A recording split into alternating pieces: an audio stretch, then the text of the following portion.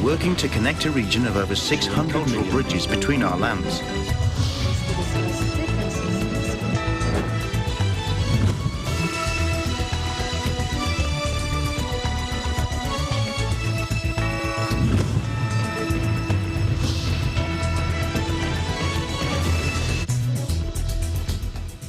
Hello, I'm Alma Angeles. We're moving to the next stage of the pandemic, and as the world resets to the new normal, we find ourselves seeking the right balance between health and livelihood, constantly adjusting the boundaries between liberty and responsibility. Welcome to ASEAN in Focus.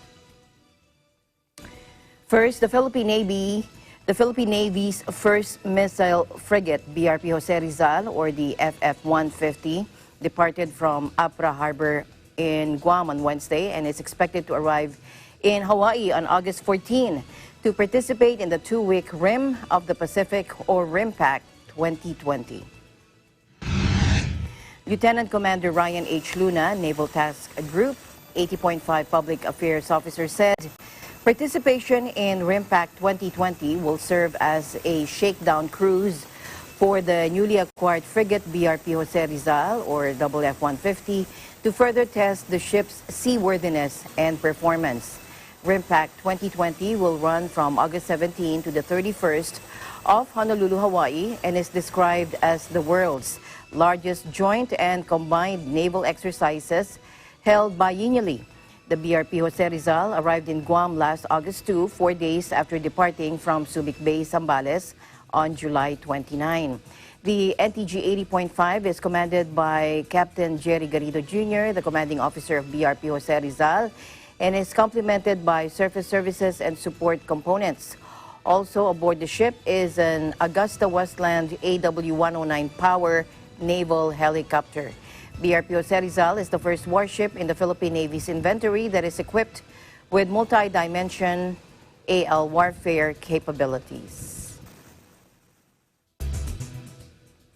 President Duterte on Monday accepted the offer of Russia to supply the Philippines with its coronavirus disease or COVID-19 vaccines once mass production starts. In a public address in Davao City, President Duterte said he is very happy by the news that Russia would provide vaccines free of charge. Let's listen in. Maligaya ako kasi ang Russia, kaibigan natin ito. Hindi tayo, wala tayong away sa Russia. Kaibigan natin. Ang ano nila is magbigay sila ng bakuna. Wala naman silang sinasabi, bayaran mo. Ito, tingin ko kay President Putin, tulong niya sa atin libre. Kaya ngayon, tinatanggap natin at kung ano ang supply, mag-usap pa kami kung ilan ang supply at kailangan natin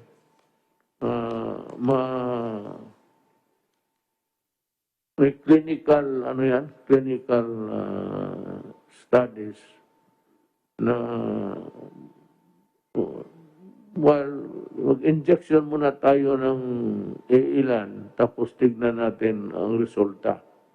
Ang ano niyan is you will be given the vaccine and ang reaction ng katawan mo kung tatanggapin ba o hindi. Yan ang ano niyan. So there will be volunteers. Ako, pagdating ng bakuna, in public, para walang chat-chat dyan, in public, magpa-injection ako. Ako yung maunang ma-experimentuhan. Okay para sa akin. That's my... Sabihin ko rin kay President Putin, na tiwalang malaki ang tiwala ko sa your studies in combating COVID. And I believe that the vaccine that you have produced is really good for humanity. Kaya ako, para ipakita ako sa kanila na tiwala ako at hindi sila nagkamali, nag-offer. Ako, pagdating, yung doktor nila o doktor natin, ako ang unang magpabakuna. tignan natin kung pwede ba. Kung pwede sa akin, pwede sa lahat. Russian Ambassador Igor Kovayev said the country has developed an effective and safe vaccine created by the Gamaleya National Research Center of Epidemiology and Microbiology. The Department of Foreign Affairs earlier conveyed its appreciation for Russia's willingness to assist the Philippines, as well as its offer to supply the vaccine developed by Gamaleya. The offer has been referred to relevant agencies for proper assessment and evaluation. He also asked Health Secretary Francisco Duque to coordinate with the Russian government for the possible transfer of the technology for COVID-19 vaccine to the Philippines. During one of his state visits to Russia, President Duterte said Russian President Vladimir Putin told him that if he had any medical-related concerns, he is free to approach the Russian government. President Duterte visited Russia twice, back in 2017 and in 2019.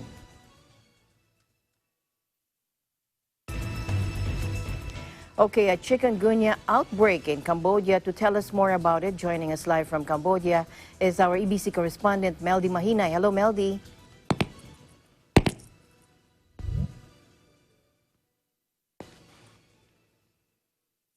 Hello, Alma. Hi, Meldy.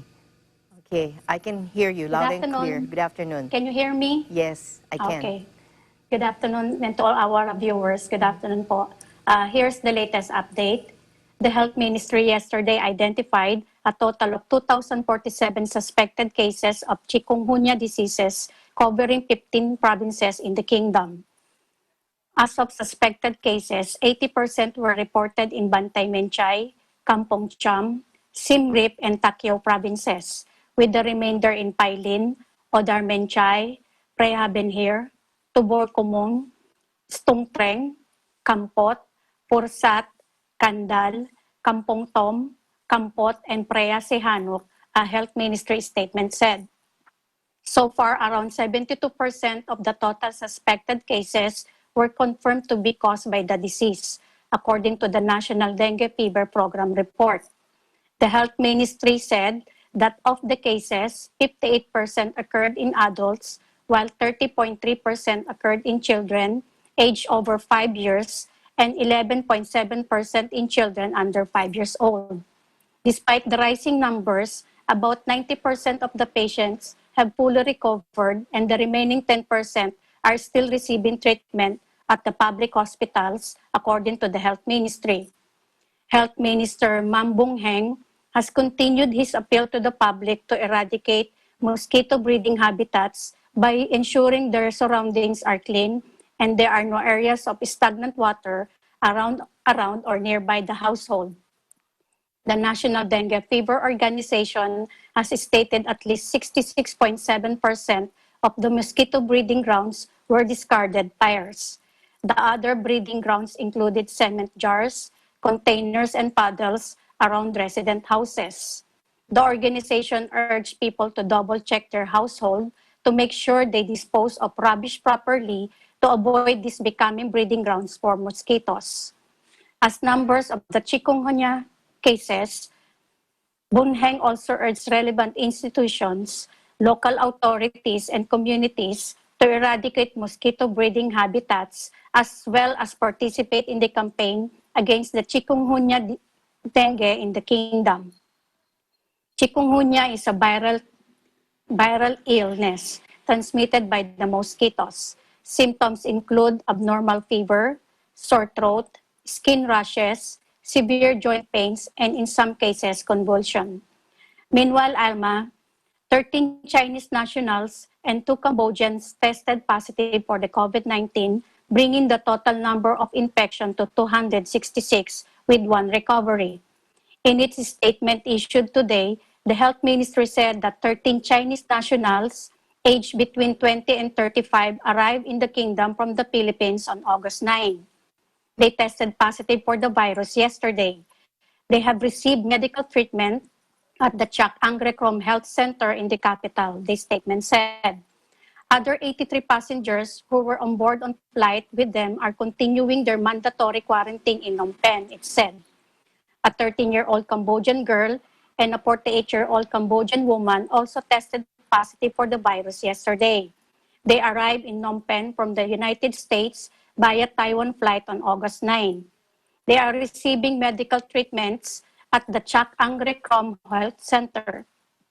Other 73 passengers who flew with them are continuing their mandatory quarantine in Phnom Penh, the statement said.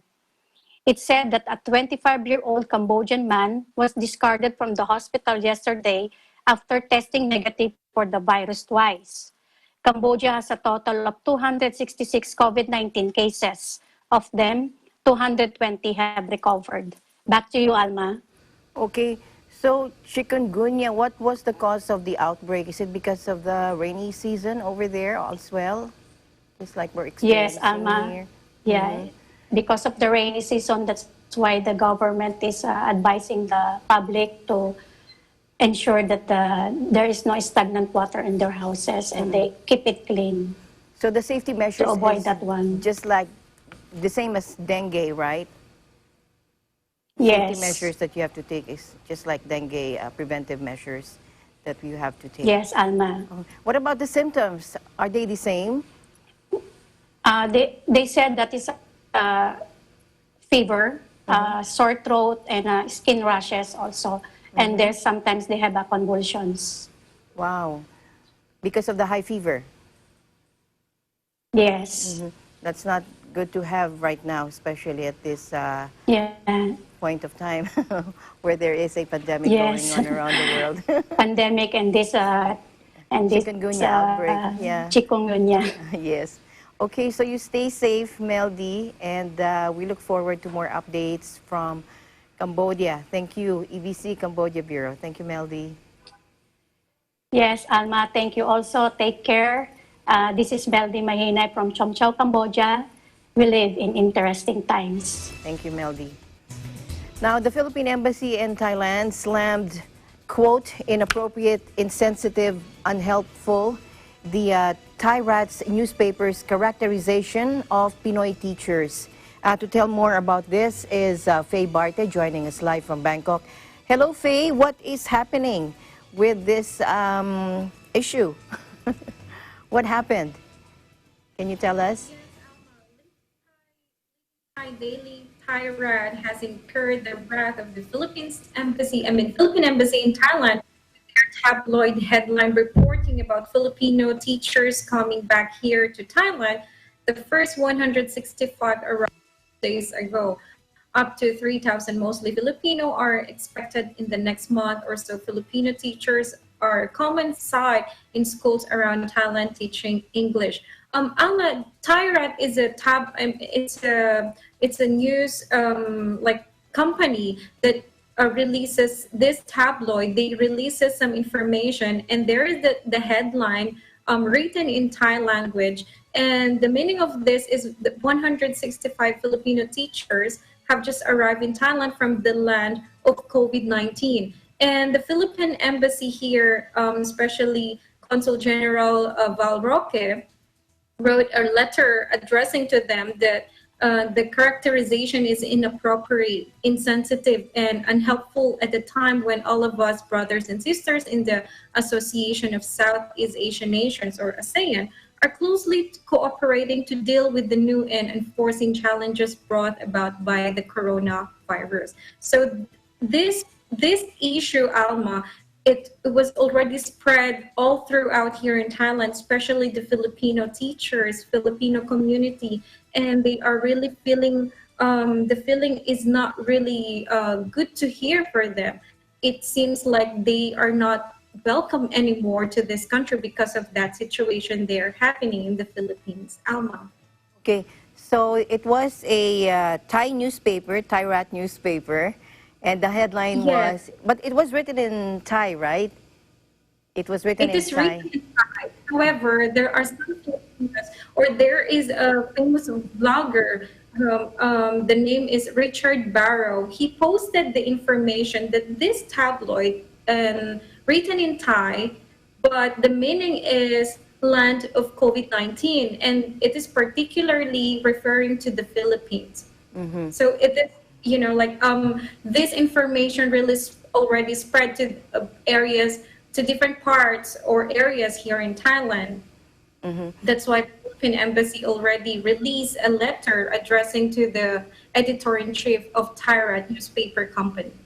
So Mr. Consul General wrote I saw that letter from the Philippine Embassy saying it is unhelpful.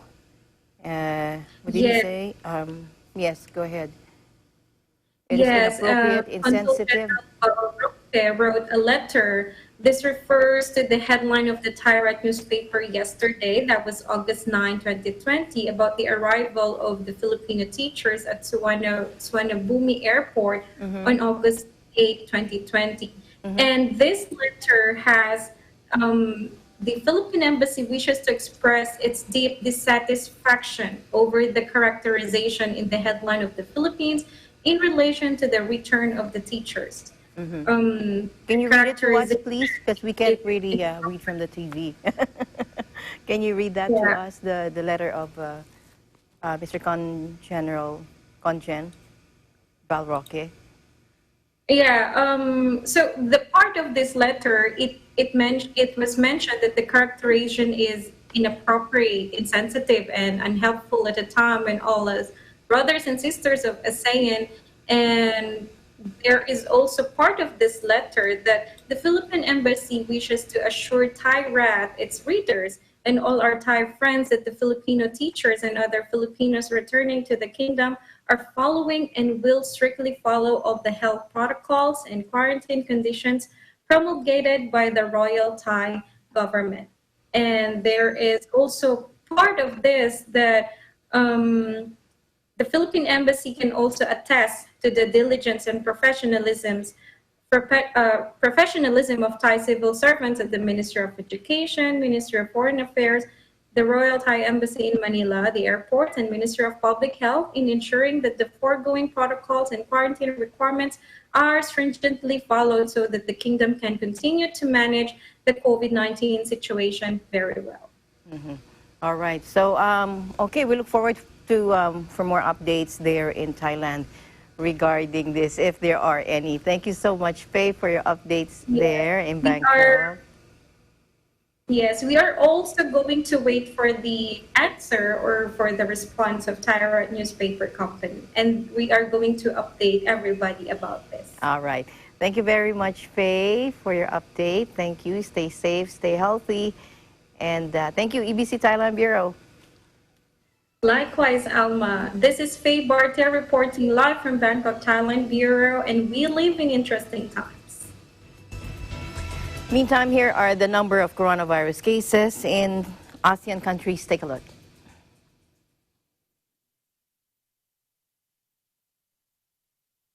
Now, there is one new case recorded on August 7, taking the total to 142 and 3 deaths. This is in Brunei. Cambodia saw 3 new cases, taking the total to 251, but 0 deaths.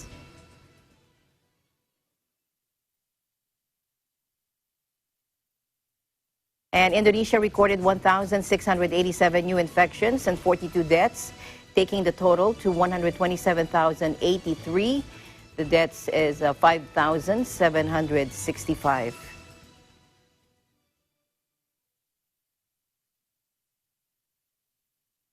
And Laos saw 1 new case on July 24, and that takes the total to 20.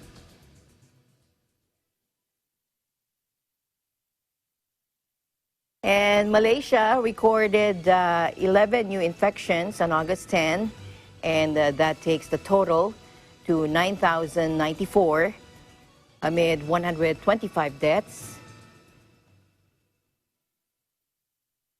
Now, 1 new case was reported in Myanmar. That was back in August 9, and that brings the total to 360. Myanmar has 0 deaths. And the Philippines saw 6,958 new cases and 24 deaths recorded on August 10, and that takes the total to 136,000 638 to 1,000, and the deaths number is 2,294. Now, Singapore saw 188 new cases on August 10, and that takes the total to 55,292, and the country has 27 deaths recorded.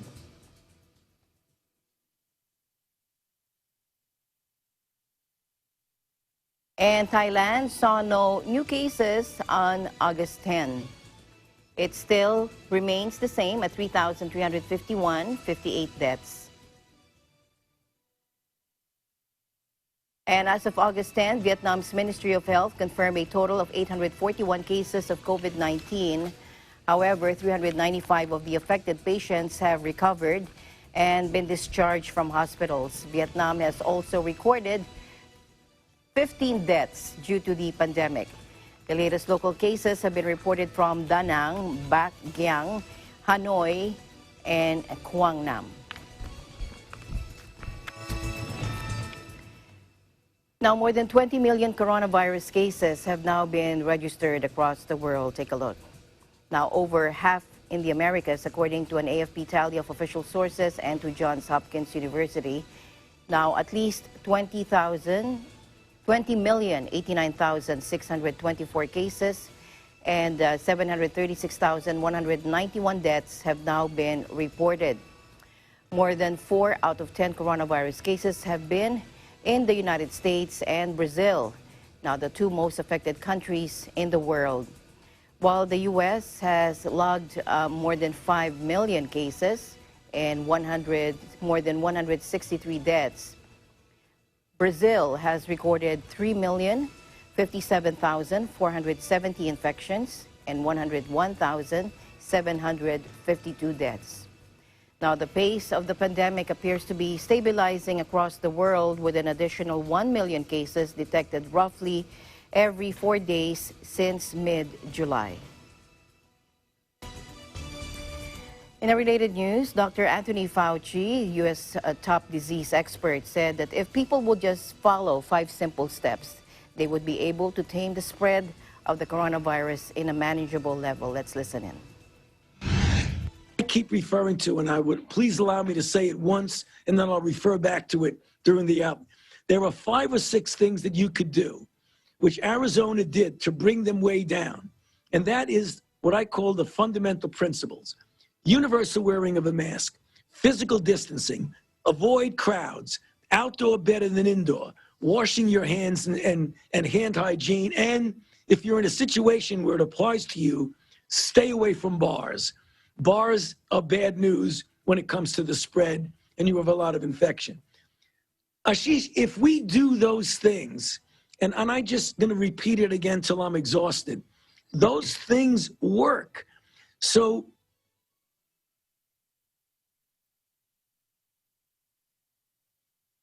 now, Dr. Fauci also said that a vaccine may be available on November or December. Let's again listen in. When you have a disease in which the body's natural response to infection is inadequate, then it is very difficult for you to get a vaccine. And we know from the 39 years that I've been taking care of AIDS patients and doing HIV, the body does not make a naturally good immune response against HIV, which means you got a lot of problem because you've got to do better than natural infection to get a vaccine for HIV. Okay, switch. SARS coronavirus 2. We know that the body is capable of making a good response. And the reason we know is because we have so many people who clear the virus and do well. So the goal of a vaccine is to do as well, or hopefully better, than natural infection in inducing a good response. It's not a guarantee, Ashish, but it's a good start. So that's my cautious optimism. Second part of your question, the speed. Everybody's concerned about, well, and good people who I deeply respect say, how could you possibly say you might have one at the end of the year, the beginning of 2021? Well, let me give you one frame, and you could extrapolate at multiple steps. When you make a vaccine for a pathogen that you need to grow up in the classic way and then inactivate it or attenuate it. And even when you use molecular means, when we made a vaccine against SARS, the original SARS, it was a DNA platform. From the time we got the sequence to the time we went into phase 1 was 20 months. We went from sequence of the mRNA, which we got on January 10th. We started to work on the 15th. We were on a phase 1 62 days later. There was no compromising of safety because we never even went near a patient. But the time from doing the platform technology, we saved a year already. So then you go to, what about the phase 3 that we started last week? The reason is we did everything at risk. So time out before somebody takes that and makes it a soundbite. The risk is to the money. The risk is not to the patient.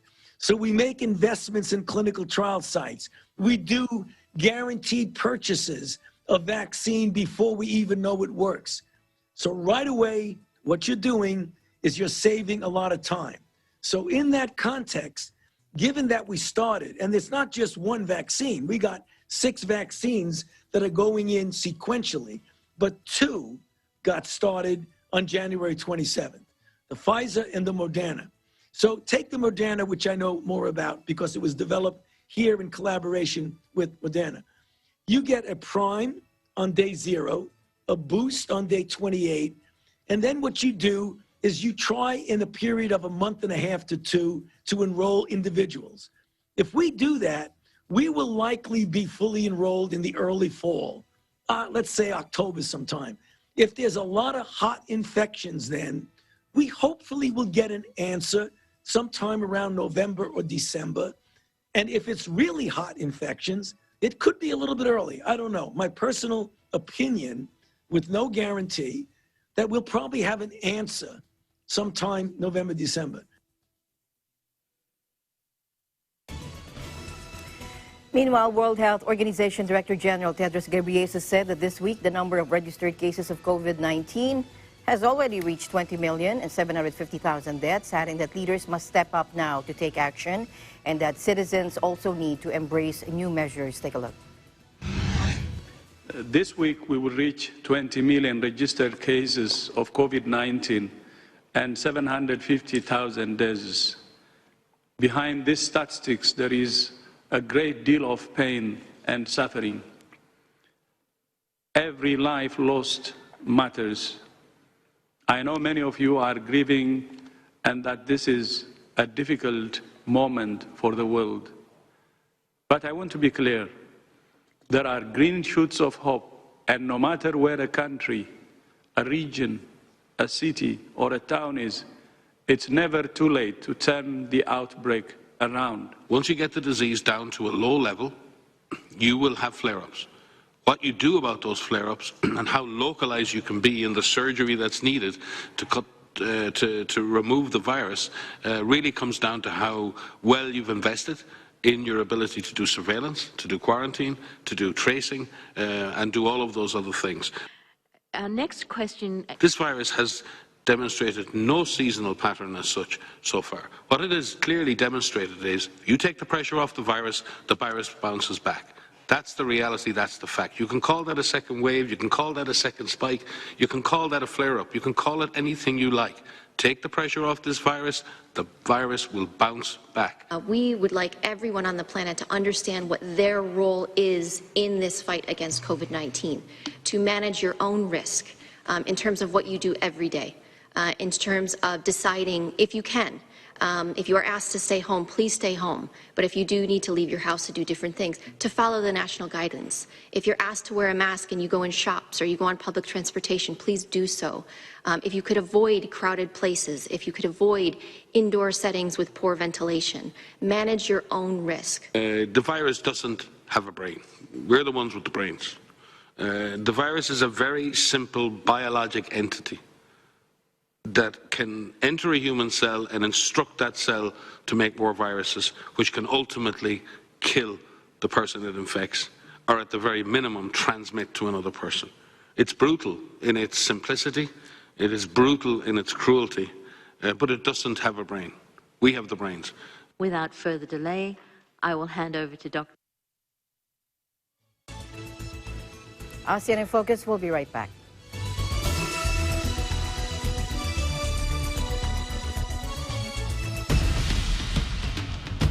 Accurate and fair reporting.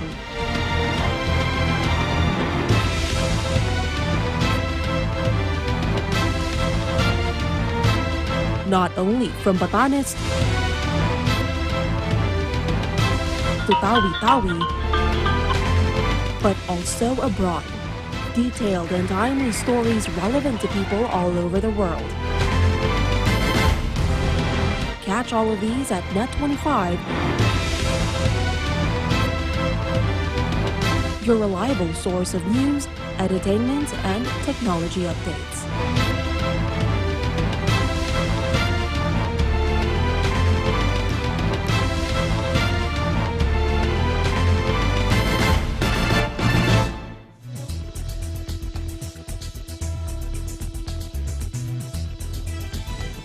Welcome back. Indonesia's Mount Sinabung erupted on Monday, belching a massive column of ash and smoke 16,400 feet into the air and then plunging local communities into darkness with a thick layer of debris. Take a look.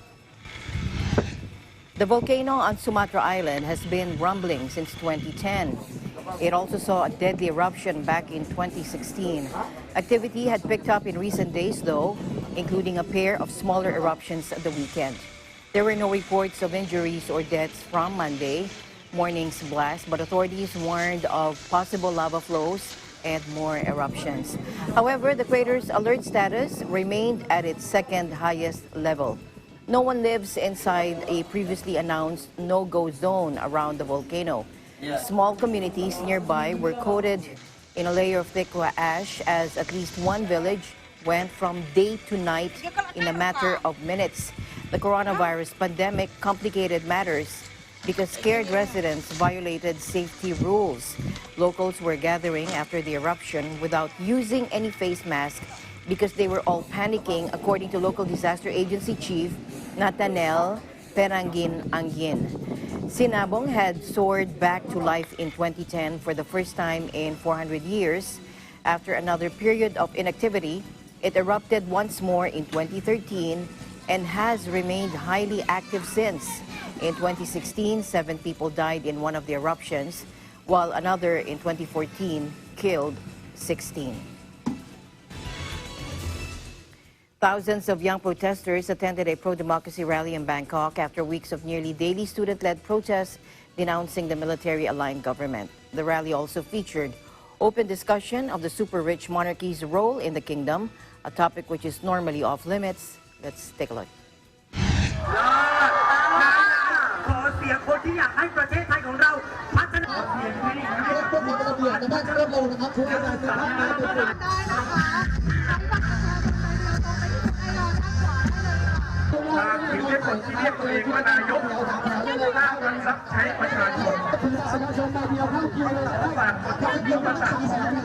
คนที่เข้ามาอย่างน้อยมันก็ทำให้รู้ว่าประชาธิปไตยกำลังจะกลุ่นร้อนแล้วทำให้พื้นที่ของประชาธิปไตยมันมีเกิดขึ้นอีกทางได้ หอศิลป์กรุงเทพผมไปงานจิตภูมิศักดิ์แล้วผมก็ฟังอาจารย์ผมท่านหนึ่งที่วัน7 วันเลยที่น้องเลย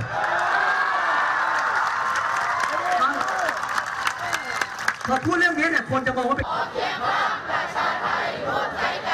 ถึงเวลาแสวงผลพวกพรรคชาวประชาอย่าปิด Authorities said they would investigate the deaths of 2 teenagers at a Myanmar juvenile center after the family of one victim alleged abuse in a scandal plaguing the country's notorious detention system. Myanmar state-run juvenile centers, like its prisons, have faced long-running complaints of overcrowding, poor sanitation, and a lack of food. The 2 17-year-old boys, Piaye Pyo Mawung and Kaying Zautun, were sentenced last month to 2 years at the Mandalay Community Rehabilitation Center for robbery. Now, they arrived at the facility and escaped just days later, according to state-run newspaper Global New Light of Myanmar. Both died after being recaptured. The regional government of Mandalay and the Social Welfare Ministry, which oversees the country's juvenile detention centers, both said Sunday they had launched investigations. Piaye Pyo Maung's mother said her heart was broken and demanded answers for her son's death. She said his face had bruises and injuries. Myo Chue, 42, said, and we want the truth, she said. The families were suspicious of the injuries found on the bodies of both boys. The Myanmar National Human Rights Commission has already announced it will conduct an investigation into the causes of the deaths. The center houses almost 500 detainees, more than double its capacity, according to the Mandalay government minister, Myo Tit. The ministry's head, San Ai, said CCTV footage showed the boys fighting in the compound with older detainees, but didn't say whether that led to the deaths of the two teenagers. Myo Tit, who will chair the Mandalay government's investigation, said it was speculation to suggest fighting was the cause. Instead, he said the boys may have died because they dived into a creek near the juvenile center when they escaped. In other news, Singapore's virus-hammered economy shrank almost 43% in the second quarter, in a sign that the country's first recession in more than a decade was deeper than initially estimated, according to official data. Tough curbs within the city-state to contain the coronavirus pandemic took a heavy toll on the economy, which is largely dependent on global trade and tourism.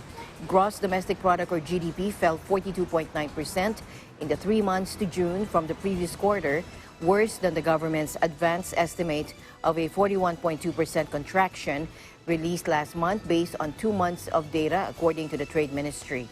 On year, the economy shrank 13.2% in April to June, more than the initial estimate of 12.6%.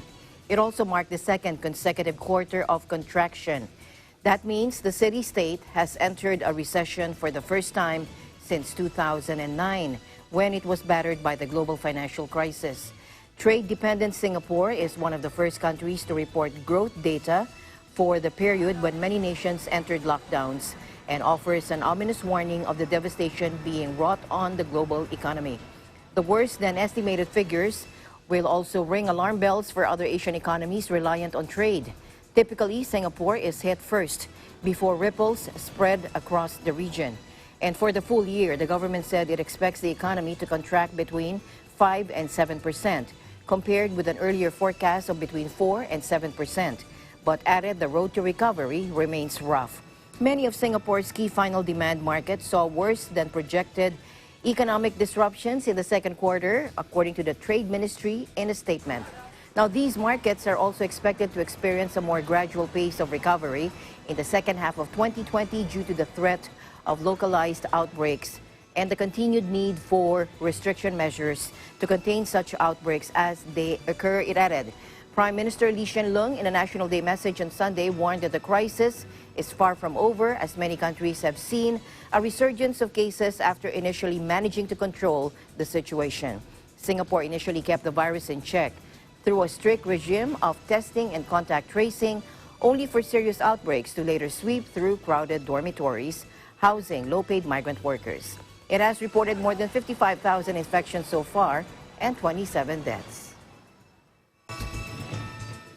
A company director has been charged in Singapore with falsifying letters linked to scandal-hit German payments giant Wirecard, according to court documents, as the fallout from the firm's collapse spreads further around the world. The fintech company filed for insolvency in June after admitting that 1.9 billion euros, or $2.2 billion US, missing from its accounts did not exist, revelations that stunned Germany and drew comparisons with the Enron accounting scandal. R. Shanmugaratnam, director of a business administration firm in Singapore at the Center of Investigations into the case, has been charged with falsifying letters showing it held money in escrow or Wirecard.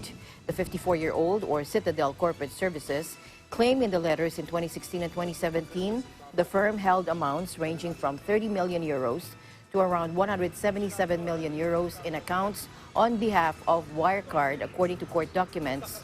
On Friday, But the accounts did not hold such amounts, and the letters were produced with the intent to defraud, according to the charges filed last month. Shanmugaratnam could not immediately be reached for comment, and authorities in the city-state last month launched an investigation into Citadel and another company over suspicions they falsified the accounts. And Mr. Shanmugaratnam is the first person to face charges. Wirecard's woes began in January 2019 with a series of Financial Times articles alleging accounting irregularities in its Asian division, headed by Chief Operating Officer Jan Marsalek. German and Philippine authorities want to question Marsalek as part of separate investigations into Wirecard, but his whereabouts are unclear. Last month, the Philippines Justice Minister said immigration officers falsified records to show he briefly visited the country after being sacked.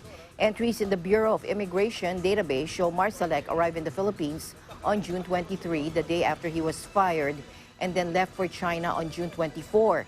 But CCTV footage, airline manifests, and other records prove that Marsalek was not in the country on those dates, according to Minister Menardo Guevara in a statement. And the firm's troubles exploded in June when longtime auditors Ernst & Young said they were unable to find the 1.9 billion euros and that they had been fed false statements. The Department of Labor and Employment, or DOLE, said nearly 158,000 workers were displaced from January to July amid the quarantine measures imposed to contain the coronavirus disease, or COVID-19 pandemic. According to the DOLE's job displacement report released on Monday, the 157,705 displaced workers came from 7,759 establishments nationwide. A total of 7,993 companies have adopted workforce reduction, while 766 establishments have reported permanent closure, according to the report. The National Capital Region, or NCR, recorded the highest number of displaced employees at 75,178, including 4,668 workers affected by the 235 establishments that permanently shut down operations. Metro Manila and nearby provinces were eventually placed under less strict general community quarantine, but reverted to modified MECQ on August 4 amid the rise of COVID cases in the country. The experts recommended extending the MECQ up to a whole month to further contain the virus, which reached 129,913, that is of Sunday. But Malacanang explained that the economy will not be able to withstand the impact of a longer MECQ in Metro Manila and nearby provinces. Now, the Philippine economy suffered the deepest contraction in 29 years after the economic output shrank 16.5% in the second quarter this year. Bangkok Sentral ng Pilipinas, or BSP Governor Benjamin Diokno considers as temporary the economic weakness in the Philippines caused by the coronavirus disease, or COVID-19 pandemic. In a Viber message to journalists on Monday, Diokno said the 16.5% contraction of domestic output in the second quarter this year, which is larger than the 0.7% in the first quarter, does not mean that the Philippine economy is structurally weak.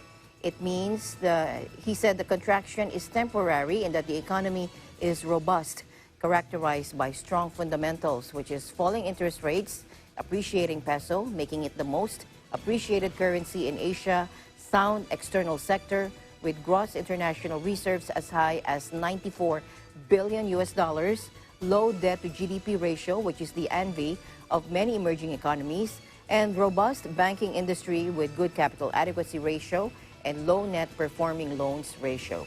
Diokno said, comparing the negative output of the economy in the second quarter of this year to second quarter prints during the pre-EDSA crisis in 1984 to 85, the Asian financial crisis 1997 to 98, and the global financial crunch in 2007 to 2008 is inappropriate. In the past crisis, he said, the peso weakened, interest rates increased, the proportion of debt to domestic output increased, and the country's foreign reserves declined, and the banking sector faltered. In sum, there were inherent weaknesses in the economy then, he said, citing also the country was even included as part of those called heavily indebted countries.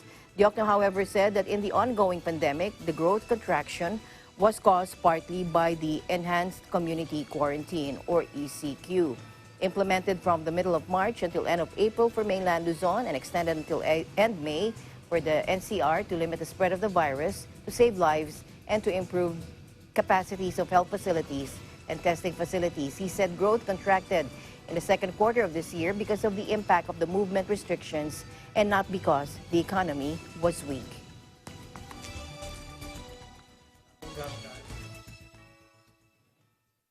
As new cases of COVID-19 continue to increase in Hawaii, state officials have made a last-minute adjustment on how public schools will start the school year. Alfred Acenas has more on this, plus a recap of recent events in his part of the world. Hello, Alfred. Hawaii's Department of Education this past Friday announced a modification to reopening plans for all public schools throughout Oahu Island in order to align with new safeguards and restrictions prompted by the increasing number of COVID-19 cases throughout the island. Starting on August 17, all Oahu public schools will be implementing full distance or virtual learning models. Faculty will train and prepare for this last-minute modification this coming week. DOE has also designed 3 phases for these schools throughout this island. Phase 1 will involve in-person training, and this will last from August 17 to 20. During the first week of school, students will physically return to campus on a coordinated and scheduled basis, determined by each individual school to connect with their teacher, receive training on the distance learning platforms, and address issues with connectivity and access to technology. Phase 2 involves Ready to Learn, which lasts from August 24 to September 11. For the remainder of the initial 4-week period, full distance learning will be implemented. Staff will report to their designated work sites for continued distance learning instruction. And the last phase, phase 3, which is a transition to blended learning, which will begin on September 14, Education Department will continue to closely monitor the situation and work with the Governor's Office as well as the Hawaii Department of Health, or DOH, to assess whether or not students can safely return to schools to conduct in-person learning. If distance learning will continue for the remainder of the first quarter, an announcement will be made on September 8. Now, schools on Kauai, Maui, and the Big Island will still reopen as originally scheduled on August 17, also with blended models. Here now is Superintendent Dr. Christina Kishimoto. I appreciate the support and shared commitment of this plan from Governor David Ige, Health Director Bruce Anderson, State Epidemiologist Dr. Sarah Park, and Mayor Kurt Caldwell in accepting this proposal from our Oahu school leaders. Our complex area superintendents on Oahu pulled this plan together collaboratively. I'd like to address our public school students. You have been at the heart of every decision we faced.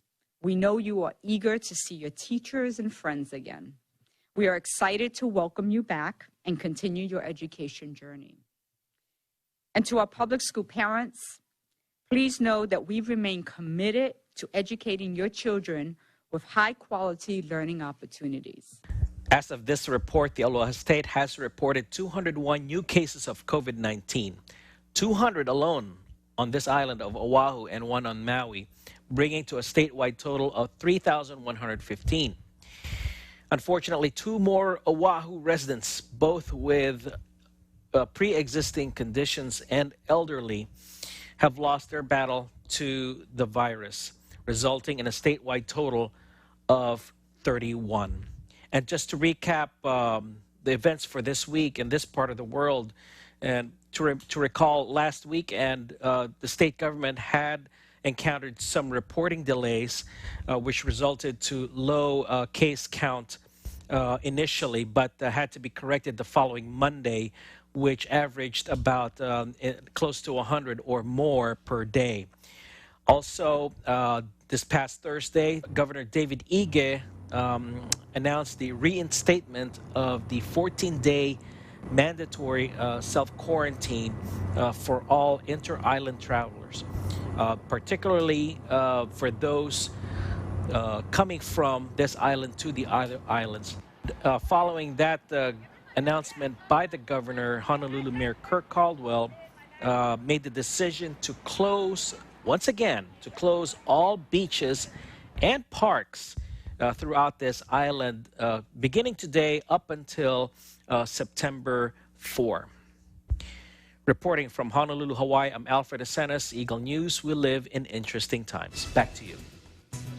Iglesia de Cristo donates thousands of bottles of vitamin C tablets to the needy. Here's Kathleen Cruz from our EBC Canada Bureau. Members of the Iglesia de Cristo Church of Christ across Canada recently had an Aid to Humanity project wherein thousands of bottles of vitamin C tablets were donated. Through their Christian duty, motivated by their faith and love for their fellow men in these times of pandemic, boxes of vitamin C bottles will bound to the Philippines. Here is Iglesia de Cristo Minister of Gospel, Brother Moriel Cadasio, explains who extended their help to provide the vitamins. This was donated by the brethren here in the district of British Columbia, Canada. But the truth is, it is a Canada-wide donation. So we were able to donate tens of thousands of vitamins in order to help our fellow men who need it and those who are sick. And specifically, it will be donated in the Philippines. So there are so many. Almost all of the brethren unite in this campaign and to the guidance, like what they mentioned, to the guidance of the executive minister of the church, Brother Eduardo V. Manalo. Brother Moriel also explains the beneficiaries of these donations and how they will receive it in the Philippines. Those who will benefit from this are some of our fellow men in the Philippines, especially right now that there is a pandemic, and that's why all the vitamins is bound to the Philippines. Actually, it is all packed and it is ready for shipment, and one of these days within this week it will be shipped to the Philippines, and we're certain that it will really help many people in the Philippines, brethren or members of the Church of Christ and even non-members of the Church of Christ. Everyone will benefit from this. Asked about why Iglesia de Cristo continues to conduct Aid to Humanity efforts. The reason is because this is the commandments of our Almighty God written in the Bible.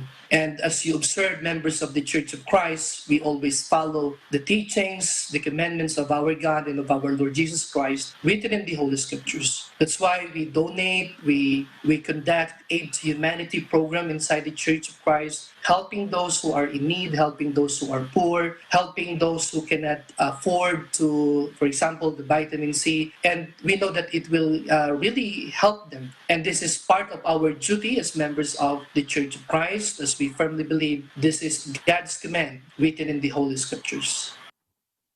In Vancouver, Kathleen Cruz, Eagle News. We live in interesting times. That is the latest news in the Southeast Asian nations. Stay updated about the region and beyond. I'm Alma Angeles. We live in interesting times.